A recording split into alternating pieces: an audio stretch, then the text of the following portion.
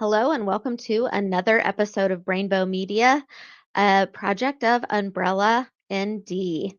It is Autistic Advocacy Month, and today we are going to welcome Miriam Edelman to come with us and talk about It's More Than a Month. We're having a conversation on politics and advocacy. I am AJ Locashio. I am the founder and executive director at Umbrella ND, and I am so thrilled that Miriam is here with us today. Miriam is a Washington, D.C. based policy professional who has worked on both sides of Capitol Hill with experience in both the Senate and the House of Representatives. Miriam holds 3 degrees, a bachelor's from Barnard College at Columbia University, a master's in public administration from Cornell University, where she received the Cornell-wide Distinguished Leadership Award, and a Master of Science in Social Work with a focus on policy, also from Columbia. Miriam currently serves as a commissioner on the DC Commission on Persons with Disabilities, and her work spans democracy, civic education, health policy, disability, and more. Miriam has been a part of Autistic Advocacy Month from the very beginning, working alongside us at Umbrella ND and Autistic Advocates United to build something meaningful during our first April together. She's not stopping there because autistic people are always autistic, not just in April. She's committed to showing up for this community all year long. Miriam, welcome. Thank you so much for this opportunity. I am looking forward to this conversation. That's going to be great. I know we had a chance to talk a few minutes beforehand, and our conversation went right into a certain disability that I have, which is migraine, and how policy is affecting that, and it just led right into us having a great conversation before we even got started. So I love how your brain works, and I love, that I know that I can come to you with a question about politics, and you're going to give me a great answer every time on things that I am not as comfortable with as you are. So um, I'm just going to jump right in unless you have anything else you wanted to say. I really like talking about politics and policy, and it's great to write about it and talk about it. Yeah, and y'all, I'm going to be putting links in because Miriam has written a lot of pieces for us on various issues. So I'll make sure that you have access to those and know where you can find Miriam if you need to reach out with questions or you want to see other work that she's been doing. So first off, we talk about a progression, right? We said it's Autistic Advocacy Month. It's our very first Autistic Advocacy Month where we are saying we want to change instead of being Autism Acceptance Month. We want it to be Autistic Advocacy Month. We've had this progression from awareness to acceptance and into advocacy. Where do you see most organizations getting stuck with that? I think many organizations may be stuck in the awareness stage, as they are not truly accepting of autistic people. As neurodiversity leader Bridget Hampstead, who people might be aware of, wrote, open quotation, too often, inclusion does not mean changing systems to accommodate neurodivergent needs. It means asking neurodivergent people to adapt to systems that remain rigid and unchanged. The message is not we will meet you where you are, but rather we will let you be here as long as you learn to act like us. Close quote. She also wrote about workplaces. Open quote. The underlying expectation remains the same: adapt or be excluded. Close quote. All too often, autistic people can be fired for artistic traits such as taking instructions literally and asking too many questions. Even though autistic people can be valuable employees, up to 85% of them are unemployed or underemployed. If offices accepted autistic people and listened to them, all would benefit. Yeah, it really does feel like they're getting stuck on that. I accept you, and they're looking at acceptance as if it's something more like tolerance. And that is not what the people who created Autism Acceptance Month meant when they said acceptance. They expected it to be something more active, which you talked about this in your article titled Autistic Advocacy Month. You talk about acceptance and virtue signaling. Can you tell us a little bit more about that? Of course. As I wrote in that piece, advocacy could help end the all too common practice of virtue signaling, which may seem insincere and which can deter meaningful engagement. Virtue signaling occurs when an organization seems outwardly pro-neurodivergent, i.e., posting on social media about certain months, such as this month, while they actually mistreat their ND employees and/or other ND people. Individuals can also participate in virtue signaling by wearing a pro-autism-related pin, while they also expect their ND friends to conform their behavior to neurotypical standards. This new month could prevent virtue signaling by ensuring that organizations and others don't just talk the talk, they also walk the walk. Yeah, absolutely. We want to see them taking action, not just saying, hey, you're a nice person. um, they can think I'm a nice person all they want, but if they're not going to actually do something to help me have the same access that they do, it doesn't really help that much. So a lot of autistic people and disabled people more broadly feel like politics wasn't built for them. What would you say to someone who's never seen themselves in that space? It's a great question, and I would say that as a democracy, the United States depends on an informed, engaged, and active electorate. I'd also say that members of the general public who do not work in politics and policy can improve society by making meaningful contributions in a variety of ways. For example, they can discuss their stories, humanizing public policy issues. So, for example, if you're talking about about Medicaid, which has been cut, people could say Medicaid is very important to me. Without it, I could not have, I could not live in my community. I could not thrive as I'm doing. And I think hearing from constituents with lived experience may be especially compelling for policymakers and their employees. Yeah, you make a great point. One of the things that we say at Umbrella ND is one of the best ways that you can advocate for yourself is to share your experience with others. And the more people hear our experiences, the more they can get a picture of what it's like to live our lives. Because, I'm thinking about television here. On television now, we are seeing more and more diversity, which means that more people are starting to think about somebody who doesn't look like them, sound like them, think like them. And it's a step forward. It's not something where it's going to change it overnight.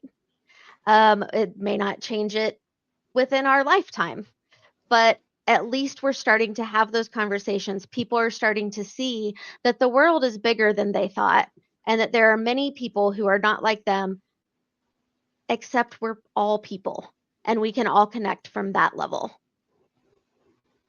So, as an advocate, and I'm thinking from that, some people might say that's a very naive thought to have. I always like to say, I'm a person, you're a person, so therefore we have a connection, we have something that's the same. What might be a common mistake that advocates might make when they do try to influence policy for the first time? So, some advocates may not understand government. Thus, they could reach out to the wrong government officials. They may think, oh, my member of Congress represents me. So then they would write the member of Congress about a local issue. But the member of Congress does not deal with local issues, really. The member of Congress deals with federal issues. Also, some advocates may also focus a lot on emotions, but possibly not use credible sources for information. They may so they may use Wikipedia, which I don't like because people can edit it. I would never use Wikipedia, but I understand other people like Wikipedia. Advocates may also ask for too much instead of making specific requests. For example, they could ask their elected official to improve the lives of people with disabilities without going into details. And if an elected official hears improve the lives of people with disabilities, they might have a lot of different ideas, and they might wonder, are people talking about transportation, education, communication, employment, healthcare? They wouldn't know. Also, advocates may also not personalize messages to different audiences. And what I've learned in advocacy is that people would have different messages for different audiences. And certain arguments could be much more compelling to some policymakers than to other policymakers. In addition, advocates may also give up quickly after they do not get quick positive results from their advocacy. That's a great point. We might feel like we're not making a difference because we haven't heard anything back or we didn't see a change come about right away. And it takes a lot of energy to be an advocate and a self-advocate. So something that we've done that we're going to include with this is a link to some scripts that people can use. But they can use it in a way where they do get to personalize that message. Because it does make a difference with who you're talking to. You want your message to talk to that person in the way they can understand. And so if I'm talking, take politics out of this. I talk very differently to maybe my grandma than I talk to my best friend. I say maybe different words and use different body language and have a different tone. And what you're saying is we need to do the same thing when we're creating messages to the people in whatever office we are talking to make sure that they are able to access that message because it's not accessible to them if it's not written to them or for them. Is that what I'm hearing? Yes, and different members of Congress or different elected officials, as I said, could be persuaded by different messages. So, for example, employment. We talked about 85% of autistic people are unemployed or underemployed, and some members of Congress or some elected officials might think, let's do something to help get more autistic people employed, and they would want to do it just as a way of helping people. People should have a right to work and thrive. But Yeah. other people, you could really make the other people could think, oh, this elected official has a disability or knows someone with a disability. So sometimes when members of Congress and elected officials have direct ties to disabilities, then they're more active. And I think about certain senators with the Americans with Disabilities Act. And I'm actually writing a piece right now about members of Congress with disabilities and how they've been active on disabilities. Other people, other elected officials might think if we employ autistic people more, then we would be saving money because autistic people would actually be working, they would be contributing to society, paying taxes. And since they're working, they would not have preventable mental health problems that happen as a result of unemployment. Absolutely. The isolation that happens um, from unemployment it's documented that isolation creates a lot of anxiety, a lot of stress, a lot of depression. So that's a great point. Um, when I just lost my thought, it went right out of my brain.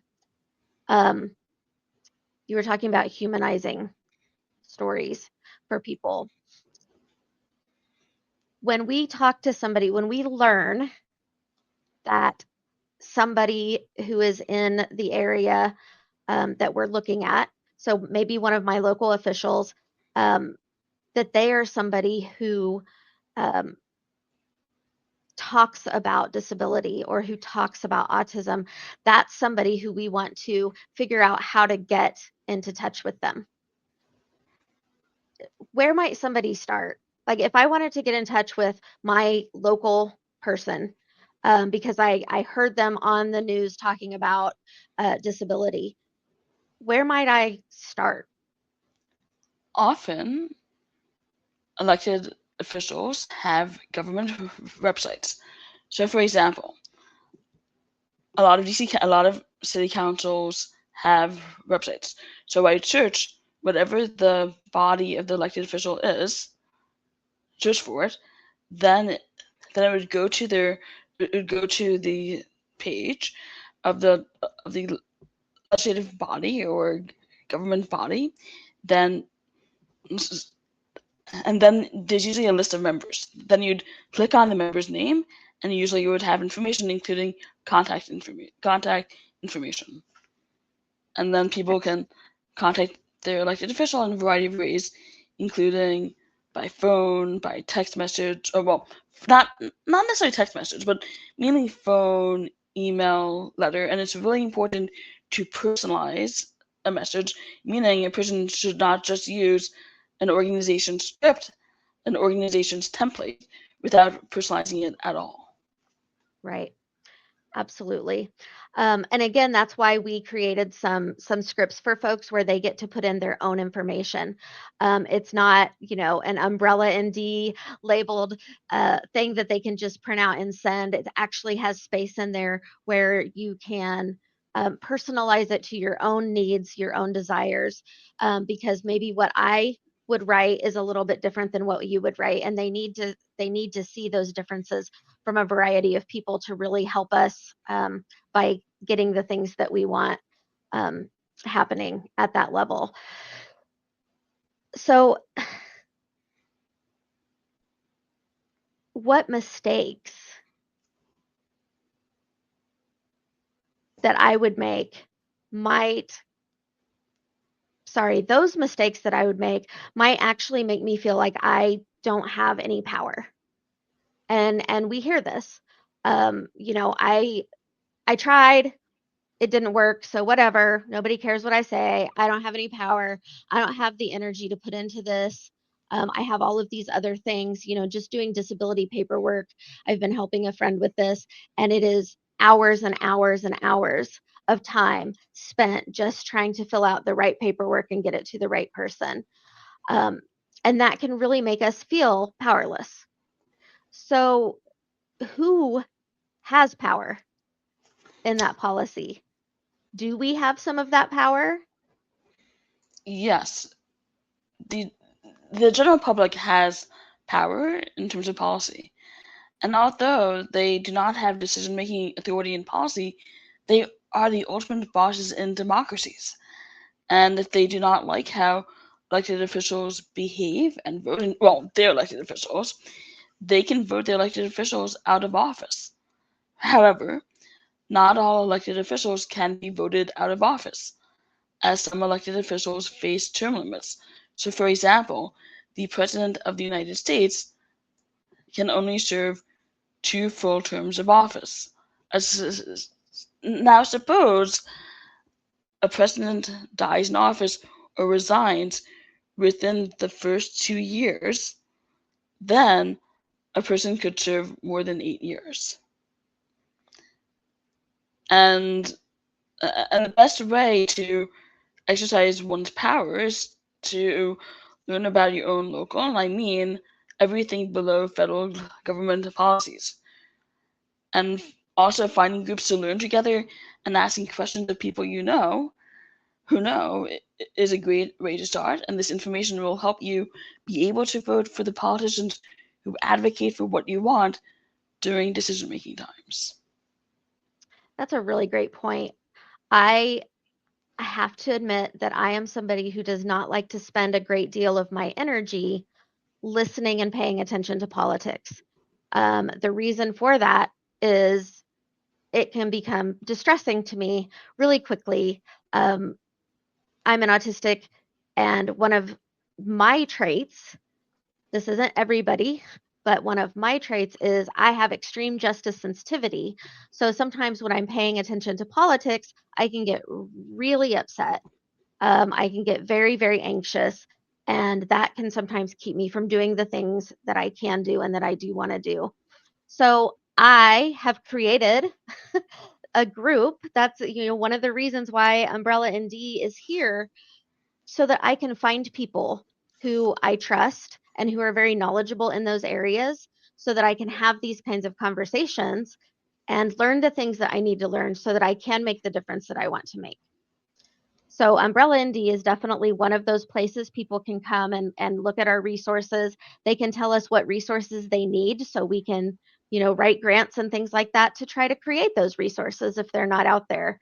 And all of that, even if you're not standing on the front lines, even if you're not having a direct conversation with that official, all of that matters, right? Because it's all of that and that creation of resources and the conversations that we're having and the spaces that we're creating that help move us into spaces where we can have the conversation with the officials and then start getting some of the things that we need at that level. Of course, and everyone has different skills and they can participate in different ways. That some people Yeah. like to do public speaking, so they could be the main speakers at rallies. Other people like to do research and come up with documents, so those people should do that type of work. Some people like to do social media, write LinkedIn posts, write Facebook posts, make Instagram photographs and videos, make TikTok videos. All of this work is needed, and all this work can be done in terms of politics and policy. That's great. I love that. And we're starting to see more of that, people speaking out on social media about policy and having some of those conversations. So, participating in that conversation in a Facebook group that maybe is making positive efforts to move forward and not just get stuck in a conversation. Having those conversations in those spaces is another great way that we can advocate for the community and advocate for ourselves as well. So, self-advocacy isn't something that's new for autistics. It's something that disability rights folks have been doing for years and years and years. How does the disability rights movement and the autistic self-advocacy movement overlap? And where do they sometimes pull in different directions? It's a great question, and I think both movements try to improve the lives of certain groups of people. The disability community wants to help everyone with disabilities, and the autistic self-advocacy community focuses a lot on autistic people. But both of these movements believe in the nothing about us without us slogan. It's a very powerful slogan, and both support the social model of disability, which means fix the environment, not the human. And it's a key part of reasonable accommodations, in which the office or a school changes so the person with a disability can be successful. Both the movements also share similar goals, such as accessibility, ending of discrimination, and respect. However, there are some differences. Many autistic self-advocates feel that autistic people, not others, speak for autistic individuals. And it makes sense because even people who know a lot about autism and who might be family members might not truly understand what it is like to be an autistic person. But it Very might not true. be, yes, and there might not be the same views in the overall disability community. Autistic self-advocates may also focus more than disability advocates on communication and sensory issues. And it makes sense because communication and sensory issues do affect some autistic people, and they might not affect people with other disabilities in some ways. Of course, communication and sensory issues would affect some people, but Mm-hmm. there is a slightly different focus. Also, many people in the disability movement, I think, like person-first language, meaning people with disabilities, while many autistic self-advocates support identity-first language, such as autistic people. And it's really interesting to talk about language because I've also learned that parents and others support person-first language, meaning that they would say person with autism, people with autism. Mm-hmm. But I do note that some autistic people do say person with autism. Yeah, it's definitely an individual choice. And so when you're in the situation and you have the opportunity, you can actually ask that person, what do you think? Like if you were talking to me and you were, wanting to know, you could simply say, do you prefer person with autism or autistic person? And I tell you, and then the conversation continues. And that's a great way of doing it, because it really does matter person by person, and each individual has the right to their choice of the language that they use for themselves.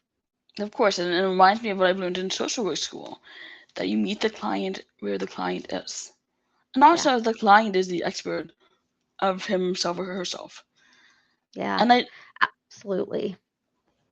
just want to say one more thing about the autistic self-advocacy movement, that it may be really viewed as an offshoot of the greater disability movement. Yeah, that's absolutely true. I'm sorry. Give me just a moment.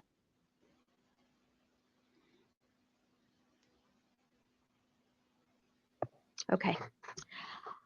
Um, Sorry, you might not have heard it, but there was a dog barking. Uh, um, the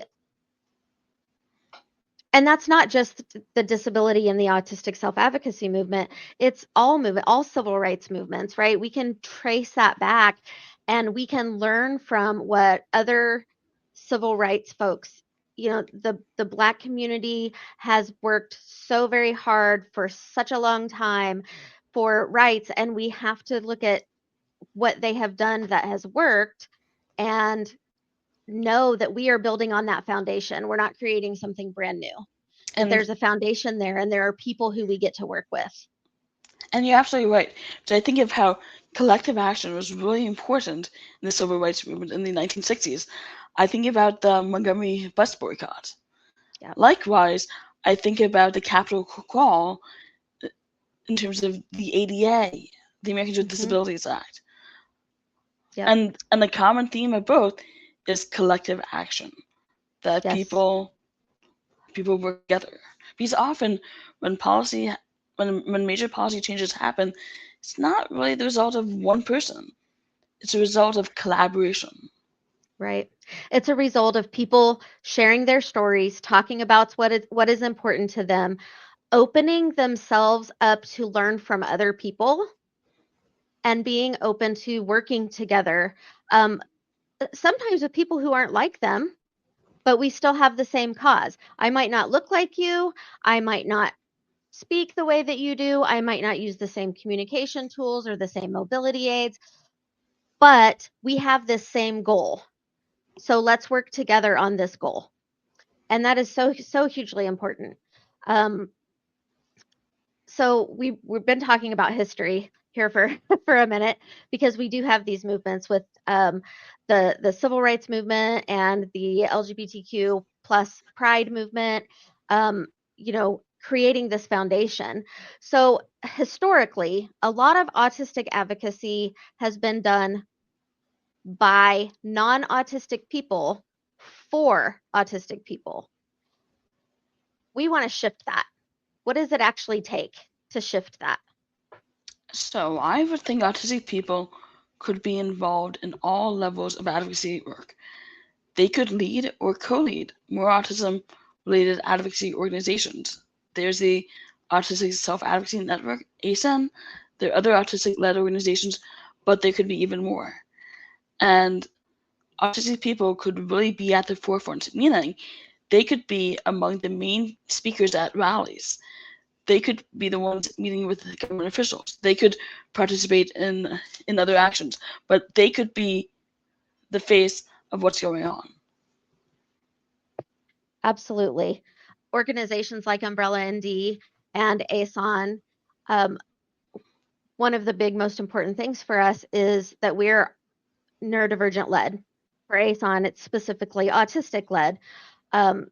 But that means that the people who are in decision making spaces are autistic or disabled or ADHD or have migraine, have had a stroke, these different things. So they have lived experience of what it means, and that the decisions are not being made by people who have a cousin who, right? We need more of those people in those places. And that's really what it's going to take, is getting more of those spaces opened up to us so that we can get in there and start saying what we really want, not what you think we want, but what we really want and what we really need. Uh, And yeah, go ahead. Sorry, of course. And I said lead or co-lead more autism-related advocacy organizations. They could also serve on the boards. Yep. They could also be employed by these organizations more. Absolutely. Not That's only not, could, but should. yes, it's not just about leading, it's also being in these other roles. Yep. Absolutely. And grant funding and things like that should be specific about that. Like, okay, you're going to have this project. Is the project going to be autistic led? Or is it going to be led by somebody who doesn't have that experience? Okay, well, if you're going to do it that way, I don't want to give you my money. I want to give you my money if you're actually supporting the community and what the community wants and needs. For those of us who, my experience as an autistic person is not the same as every other autistic person. That's why it's important to have other people in leadership roles like the board, to have community conversations and to have advisory committees, everything where we have a wide range of us having these conversations, which means there may be folks who are non-speaking. There may be folks Yes, who are using different kind of communication tools. Maybe somebody who comes to a meeting, they never use their video. Maybe they call in. They're not even calling in through Zoom because they don't have access where they at, because they're in a very rural location and they have to use a telephone line. These are the things that must be thought about to make decisions on who is going to be sitting at the table making decisions. Did you have of something you course. wanted to And add that's a there? really good point. That, yes, but it's a very good point. And the point is to include multiple autistic people, because autism covers a wide variety of people. And if you just include some people only with level 1 autism or people with only level 3 autism, you're not representing the entire autistic community. Absolutely. And I'm going to bring that back to talking about grants and funding and that sort of thing. We want the folks who are making those grants to start having some of these requirements, and to at least start asking the question of, who is going to be making the decisions, and why are those decisions going to be made that way? Because they need to understand that just having one autistic person on the board isn't enough. We have to have more, and we need to be hearing more voices, and we need to have money being put into places that are supporting the autistic community as a whole, not just one part of the autistic community, but the autistic community as a whole. And that takes time, right? It takes time. It doesn't happen overnight. So speaking of time, how long does meaningful policy change actually take? And how do you stay in it and not burn out? It's a very great question. People should recognize that it can take very long amounts of time for important policy changes to occur, and that sometimes changes can happen gradually. I think the length of time can depend on the issue and potentially the level of government. So I think about child marriage. In 2023, there was a large increase in child marriages in DC. And I mentioned DC because I was born and raised in DC. I live there right now. And as DC Council member Brooke Pinto, wrote in their letter introducing B-25-0955, Child Marriage Prohibition Amendment Act of 2024, in September 2024, she wrote, open quote, over the last year, the number of minors married in the district increased significantly, where 2 minors were married in 2020, 5 minors were married in 2021, 1 minor was married in 2022, and 15 minors were married in 2023. This big Wow. uptick in 2023 could be a result of nearby states passing their own reforms, leading the district to become a destination for child marriage. Marriage in Maryland and Virginia both passed child marriage prohibition legislation within the past 2 years, highlighting the crucial need for the district to enact similar legislation swiftly. Close quote. So there's this huge problem. As she said, there was one could say there's a 15-fold increase between 2022, with 1 minor being married, and 2023, in which 15 minors were married. So the DC Council recognized that there is a problem. The DC Council passed this bill, and on March 21st, 2025, which is only several months, I think, into this bill process, the bill which ended child marriage became law. And the law number is L25-0311. And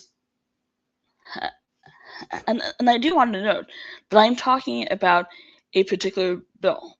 So when people are writing their member of Congress and they want to talk, and they might want to say support a particular bill, it could be very useful to list the bill number and then the bill's name. It would make it very easy for the government office, to know what the advocate wants, what the advocate is referring to. And many branches of government have a website in which people can look up bills. So, for example, if you're looking up a congressional bill, people can go to congress.gov, and then they can get very useful information about a bill, such as date of introduction, the bill sponsor, the number of co-sponsors, the text of the bill, a summary of the bill, and also congressional actions. So therefore, people can find out, wow, on this piece of legislation, a committee had a hearing on it. The committee had a markup. The House passed it. Now it's the Senate's turn. So what is the Senate going to do? But so I went on a bit of a tangent, but I want to continue with the time frame. So I mentioned child marriage being passed very quickly. But another example I think of is DC autonomy. Although residents of DC pay federal taxes, they do not have full voting representation in the US Congress.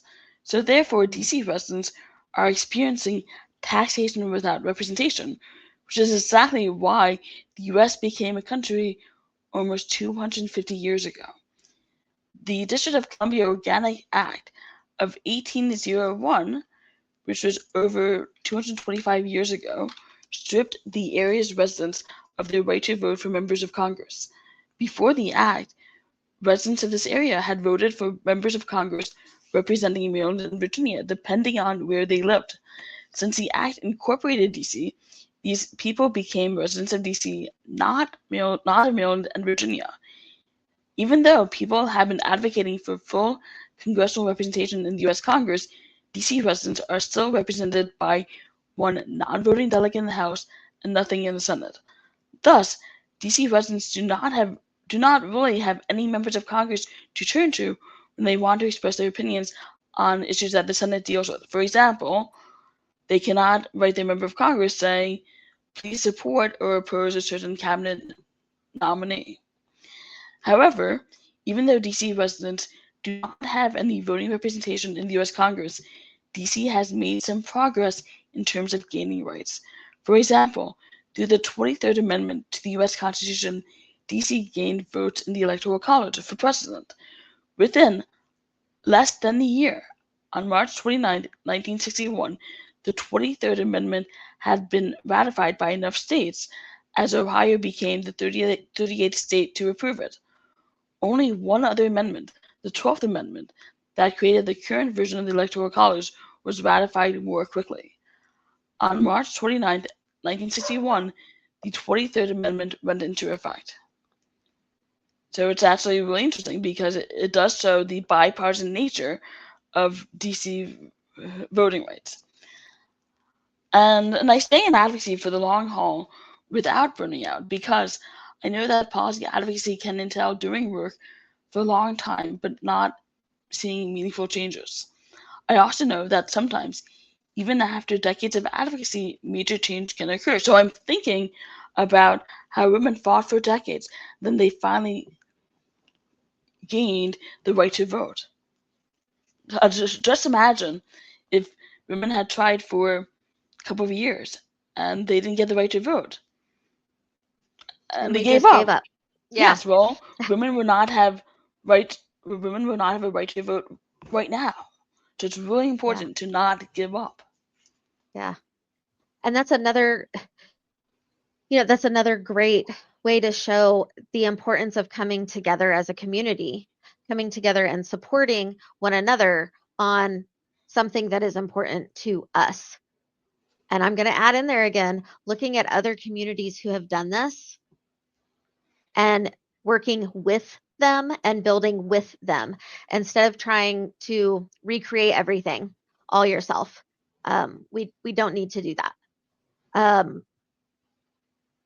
I'm going to make an observation here. It seems to me that you also stay in it because you're truly passionate about this. You can see it when you talk about it, and you have so much knowledge. And that does that help? When you find something that you really love talking about, does that help you stay in it longer, or can that be something that gets in the way sometimes? I think having a personal tie can keep people moving. Like I said, I was born and raised in DC, so DC voting representation really affects me. And fine, as you said, I went to college and graduate school not in DC. Barnard is in New York City, Columbia too, and Cornell is in upstate New York. So I had congressional voting representation then. But a lot of my life, I have lived in DC. And I was so into DC voting rights that I began a student group in my college all about this issue. I wrote my senior Right. thesis on DC voting rights. I have been published probably over 70 times about this very issue. That's great. That's really great. Thanks. Okay, so speaking of rights, what rights do autistic people have that many of us don't even know about? I think many autistic people might not know their rights in workplaces. They may not be aware that they are entitled to reasonable accommodations at work, especially if they did not need accommodations in school. And Mm, they also might not know that during the interactive reasonable accommodation process, workplaces are supposed to take the employee's preferences into primary consideration. And that part is really important because autistic people are experts on themselves. They know what would work and what would not work. But of course, employees don't have to do what the employees want. They're really supposed to consider the employee's views. right, right. And that's important for us to know when we are going in and we're asking for an accommodation, that we have the right to specify what kind of accommodation might work for us and ask for that and then be part of the ultimate decision. If that's not going to work, what is going to work? We get to have that conversation and participate in that conversation.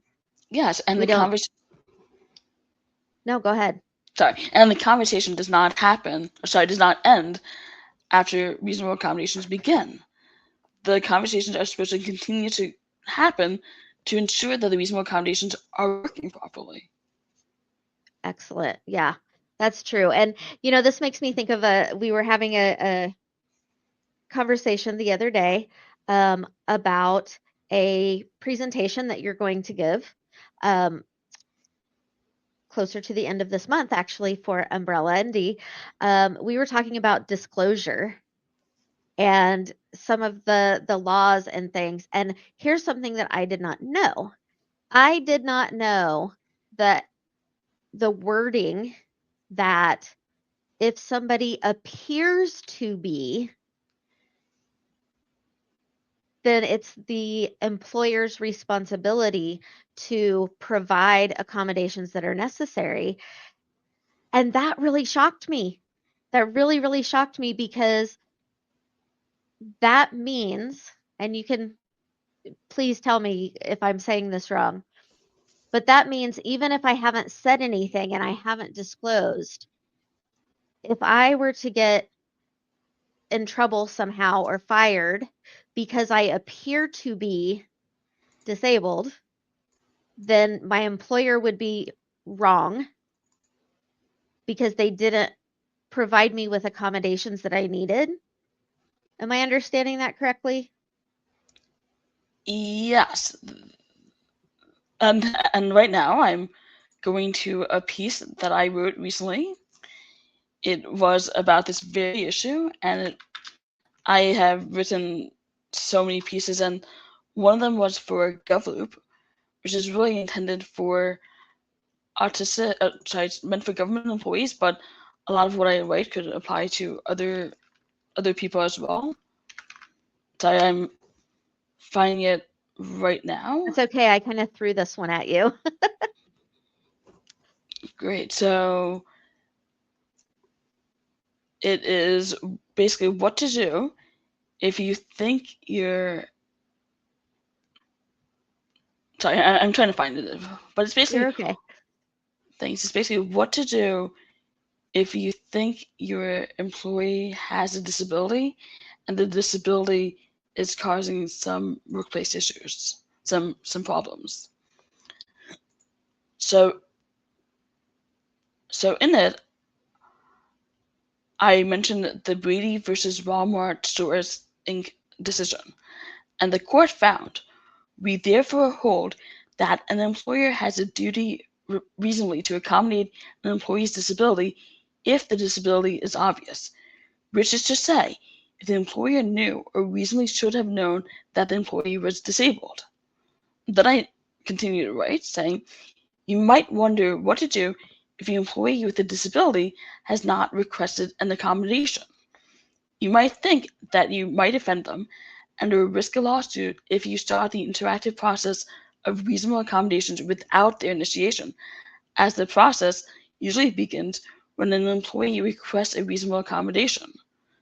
The employer with a disability may not even think or know they have a disability, as is the case especially when some people are diagnosed with autism when they are adults. So now I continue.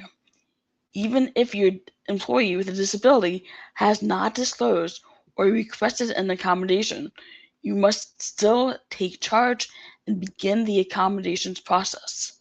This conversation may be difficult, but it still should occur. And then I write, the fact that your employee hasn't requested an accommodation isn't always an adequate defense for not providing one.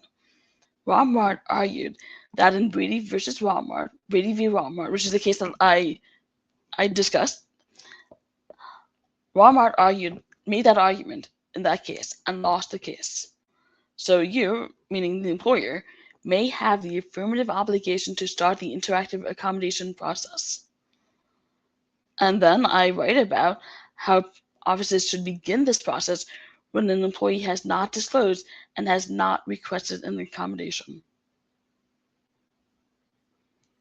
Wow. So to me, that sounds like it doesn't really matter whether somebody has a diagnosis or not. If you see that somebody needs help, offer them the help that they need. Yes, and some of the help would not be you have to behave like everyone else. Yes. You have to conform. And I say conform because it's something that I was mentioning earlier that I think Bridget Hampstead said often autistic people have to conform or they're out. Right. Be like us or you're gone. That's fascinating. I I'm sure we'll talk about that again because I find that to be extremely fascinating. I want to make sure that piece is published, or is it not published yet? It is online. It is. Okay, so I want to make sure that we put that in the links so that people can go and read that article along with a couple others that we're going to put in here. The one that policies, nope, politics and policy is being published. And you had another one that we mentioned, which was Autistic Advocacy Month. We want to make sure that we get all of those links into this so that people can go and look at what you've written. It's really great, and thank you. And I just want to say one thing about the ADA, and I'm sure we'll talk about it at another time. But the ADA does cover people who are just perceived to have a disability. Right. And it's those exact words that are used, perceived. Isn't it? I know the word was perceived. Yes. So I actually have the definition in this Awesome. article. So according to the ADA, a person with a disability is someone who, one, has a physical or mental impairment that substantially limits one or major life activities. Two, has a history or record of such an impairment, such as cancer that is in remission. Or three, is perceived by others as having such an impairment, such as a person who has scars from a severe burn. And this perception is really important. And I could definitely see some offices might be very familiar with autism, and they hire a person. The person might not know he or she is autistic. Maybe they are, maybe they aren't. But the fact that the employer perceives the employee as being autistic covers the employee. Fascinating. Except for, as I'll say later, the ADA does not cover all employers. Right. It does not. And you're actually you've got information on that you're going to share with us that we will publish at a later time. So keep an eye out, folks, because Miriam, like I said, Miriam is here working side by side with Umbrella ND, really has spent a lot of time and is helping us with this and is just lovely sharing all of this knowledge that she has with the community. So you don't have to go out there and look for it and find it yourself, which is awesome. Just makes me happy. Okay, so we have folks who want to advocate for themselves. Maybe they feel like they haven't started advocating for themselves, and uh, I would say to them, yes, you have. Each and every one of us has advocated for ourselves at a point where we didn't think about the word advocacy, but we spoke up and we said that we wanted something or that we needed something. We shared our story. We talked about something important to us. All of that is part of advocating. But let's say somebody wants to self advocate at school or work or with a doctor. Where do they start? So people should really think about their needs and what could help them. And Yeah. they could make up scripts, conversations that could be helpful, and then they could practice it with others. They could Yeah. practice it with their loved ones, with friends. But a key thing is to really be in touch with oneself. Also, the person could look for resources. So for example, I remember that there are digital snapshots and information that people can provide to healthcare providers, saying, like, when I'm happy, I'm this way, and it can be very helpful. Yeah, we have another resource coming out on that as well. I highly recommend that everybody have this umbrellaopensdoors.org /resources. We started building this page as part of Autistic Advocacy Month, where we are sharing resources to help people learn more about themselves, to be able to identify barriers that maybe they come up against in certain situations, and we are going to be adding to this all of the time. It's full of free resources. If there's a resource that you want and you don't see, we might be making it or we might not. So send us a message and let us know so that we can get that on the list of resources that need to be made or found. So yes, resources, important. If you have a great resource, folks, share that with us so that we can get that out and share that on the page too. One of the resources we shared the other day, these are actually a resource that you found, was Welcome to the Autistic Community. And we had one that was made by ASON here in the US. And then there was another one that was made in Australia. They both have amazing information in them to get started on that self-advocacy journey. I will make sure that I put those in the description so that people can go and find those links as well.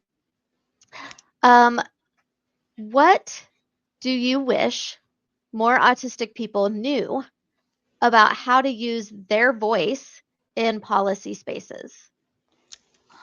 I first wanted to say something about resources. That I've also noticed that during this month, we have some activities are share your favorite podcast or share recipes. And what I hope is that the community can create resources that can help everyone. Because it's Yes, like some in people, sharing those resources, we build a community list. yes, some people may not be aware of certain great podcasts. Some people might not be aware of great songs about autism. I think that's coming up next weekend. I think. Um, exciting. Yes. So back to your And question. Sorry. yeah. So I'll say the question one more time. What do you wish more autistic people knew about how to use their voice in policy spaces? I wish that more autistic people knew how to make meaningful contributions in policy spaces. Like some Americans, some autistic individuals do not know basics about government. Therefore, members of both groups may not know how they can be effective with policy. Mm-hmm. And they could also think that their individual voices might not make a difference. They might think, I'm this one person, and and and if I look at election returns, usually people win by much more than one vote. But of course, if many people had this view, then elections would be very different. It's true. And I moved up to Montreal, so I was living in Canada for a while, and I was going to college up there at McGill. And one of the things that would come up in our classes sometimes was that a lot of Americans don't know a lot about their government, and that surprised people because it's a normal thing for them to have a conversation about government and what's going on. And I think it might be a little bit different in Quebec, which is where I was, because the just the language politics there themselves is very interesting.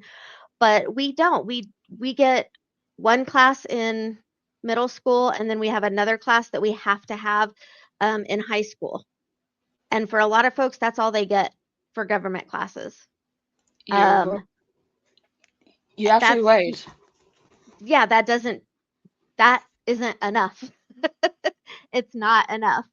Um, yes, we take social studies and that sort of thing, but for a lot of folks, it's looking at all kinds of things, and it's not specifically looking at government in a way that provides us the information we need to get out there and advocate.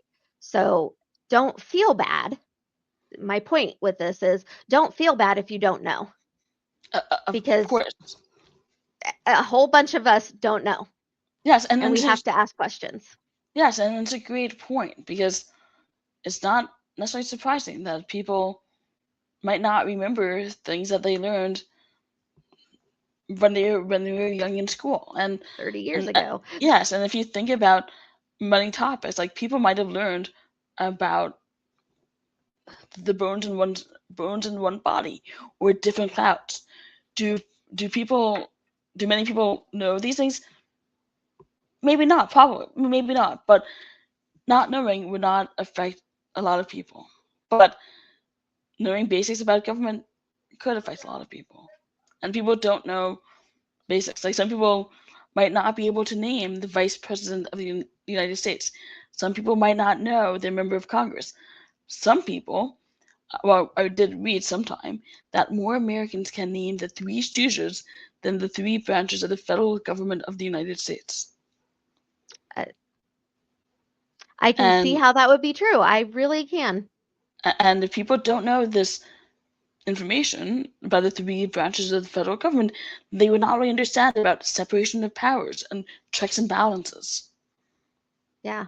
And our own individual rights and our own, I think that agency is something that is really important that every human being have, that they feel powerful over their own life, over the things that, the choices that they're making, the things that they're doing. And when we don't feel that we have agency, we have a lot of anxiety and depression.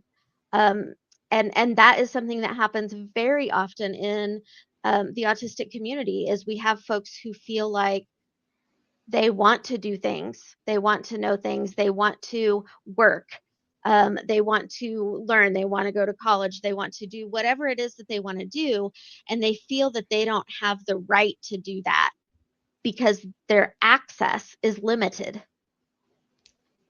When we can turn that around and say, but I do have the right to that, that's when we can start finding ways to have access. And it is a big shift, and it's something that's happening. And I would say that, even we talked a little bit earlier about how long it can take, how some things happen very quickly and how some things take time. Autism awareness was something that was there for a while. You wrote about this in your article, and then a group came together and they said, we need more than that. We want acceptance. So they started talking about changing the name from Autism Awareness Month to Autism Acceptance Month. And it took 10 years. They started that. Okay, I'm going to try to remember this off the top of my head. Autism Awareness Month came up in 2006. I think. Was it a different time? Well, so I think if I remember it, 2011 might have been. 2011 was when ASON and some other autistic advocates came together and said, we want Autism Awareness Month to change to Autism Acceptance Month. And that didn't happen until 2021. And so now here we are in 2026, and Autistic Advocates United got together with Today's Autistic Moment and Umbrella ND and said, we want to move from acceptance. We appreciate the foundation that has been built, and now we want to help people understand what we meant by acceptance. And by acceptance, we mean active. We mean doing something. We mean advocacy. So we know that it might not happen right away. It's something that could happen right away, or it's something that might take years, and we need to not give up. And participating in Autistic Advocates United is another way that people could have their voice heard. Or participating with ASON, Autistic Self-Advocacy Network, finding a group and working with that group towards the things that you want. These are all ways that people can use their own agency, say the things that they want, and get into those policy spaces that they're looking for. We have a checklist out there for y'all. actually, to look at organizations. If you want to start looking at some local organizations or bigger national organizations, we have a checklist on that page, umbrellaopensdoors.org/resources. You can go there and find a checklist that will help you start identifying groups that you would like to work with. So that is, I'm getting excited and feeling pretty positive. So let's stick with that. What gives you hope right now? This is going to be the last question that I ask you. What gives you hope right now? So I know that there are many people who want to make meaningful changes. And I understand we may be living in very hard times when people with disabilities and autistic people have been attacked. And I remember I actually wrote a piece for Umbrella ND last year about this very topic. But as I wrote in another new piece about the disability policy seminar, which tends to occur almost every year in Washington, D.C., open quote, being with almost 900 people at the annual Disability Policy Seminar in March 2026 energized me and gives me hope for progress on disability issues. When the disability community continues to be threatened and harmed through cuts to Medicaid, plans to eliminate the U.S. Department of Education, and more, I am heartened to be among so many people wanting to improve the lives of individuals with disabilities. Close quote. That's great. And I am heartened that you're here sharing all of this with us. You have a plethora of knowledge in that brain of yours and have taught me so many things. I hope that we get to continue publishing your pieces, learning from you, sharing what we have with you, and sharing with what all of us have together as a community. Did you have any last little words that you wanted to say? I thank you for this opportunity, and I really hope people are enjoying this month. And I think that it would be great if we continue and use many of these resources and pieces, not just now in April, but throughout the year. Right. We are autistic all of the time, not just in the month of April. All right. And with that, we're going to go ahead and head off. Make sure that you look at the information that we share so that you can get those links to those amazing pieces that Miriam has shared with us. Thank you. We'll see you later.